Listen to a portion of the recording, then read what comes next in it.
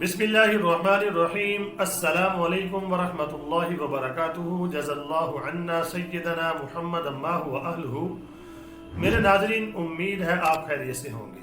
अल्लाह ताला शानुहु आपको खुश व खुर्रम रखे। आज की जो मेरी वीडियो है उसका टाइटल और मौजू आपके सामने है। रूस तो जंग पहुंच चुकी है, ऐसा काम हो गया कि अब चाइना भी जंग पहुंचे ही पहुंचे। ये मैप के अंदर में जंग ज़दा इलाकों के ऊपर निशान लगाए हैं सुर्ख रंग के, और जहां पर ये जंग लगने जा रही है, यानी कि जो हालात बन रहे हैं बल्कि बन चुके हैं, आज आपको बताऊंगा कि ऐसा काम हुआ है जिसकी वजह से अब चाइना जो है इस जंग से दूर नहीं रह सकता। समझ लें ये जंग अब यानी कि रशिया के बाद चाइना में पहुंच चुकी है, या यूँ कह लें कि चाइना इस जंग के अंदर शामिल हो चुका है। हुआ क्या ऐसा कि ऐसी सूरत हाल बन गई है। पहले आप नाज़रीन देखें ये जंग किन किन इलाकों तक फैल चुकी है। ये आपके सामने मैप मैंने बनाया छोटा सा, इसमें देखें कि अब तक कौन कौन से इलाके इस जंग की लपेट में आ चुके हैं। इससे पहले मैं आपको याद कराता हूँ, आज से 1.5 साल पहले जब रशिया और यूक्रेन की जंग शुरू हुई थी, उस वक़्त 2 ही मुल्क थे, लेकिन बढ़ते बढ़ते वो आधे यूरोप तक फैल गई। चलो आधे यूरोप तक नहीं फैली तो एक हिस्सा तो वहाँ फैली। वहाँ पर वो जंग अब सुलग रही है, बंद नहीं हुई। जैसे आप आग को बंद करते हैं तो सारी आग बंद हो जाती है, लेकिन नीचे उससे जो कोयले होते हैं सुलगते रहते हैं। वो जंग चल रही है, वो स्लो ज़रूर हो गई है, सुलग रही है, वहाँ जंग बंद नहीं हुई। अब दूसरे नंबर पे जो पॉइंट खुला था, यानी कि जो फ़लस्तीन और यानी कि ईसाई की जंग शुरू हुई थी, सिर्फ 2 मुल्क थे। अब ये मैप में देखें, जहाँ पर तो लाल निशान है, समझ लें वहाँ तक जंग पहुँच चुकी है। ये फ़लस्तीन इसराइल है, उससे ऊपर अगर आप देखेंगे वो लबनान है, लबनान के साथ इराक है, इराक के साथ शाम है, शाम के साथ ईरान है, ईरान से जब नीचे समंदर की तरफ से आएंगे सऊदी अरेबिया से नीचे वो यमन है। यानी कि ये इलाका जो है अगर आप देखते हैं सारा इस वक्त जंग की लपेट में आ चुका है इस खित्ते में। अब यूरोप और रशिया के बाद ये इलाका भी जंग की लपेट में आ चुका है, आपको समझ आ गई होगी।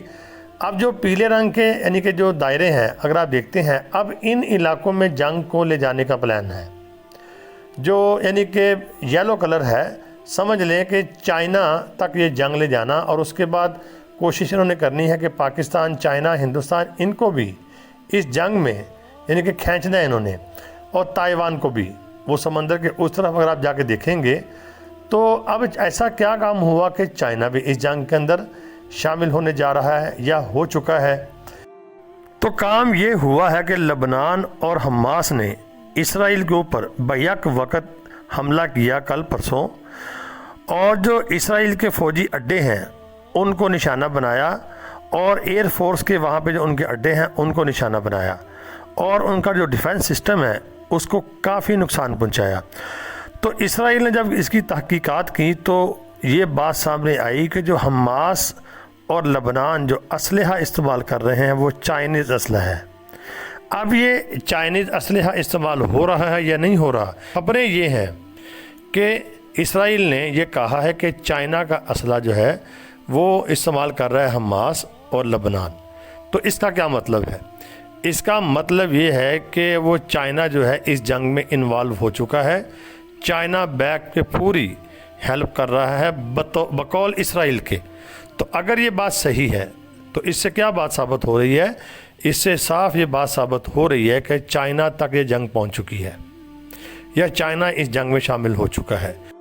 तो अगर चाइना इस जंग में शामिल हो चुका है तो समझ लें ये जंग भी भारत पहुंच चुकी है, और पाकिस्तान के इर्द गिर्द भी पहुंच चुकी है, और ताइवान तक भी पहुंच चुकी है।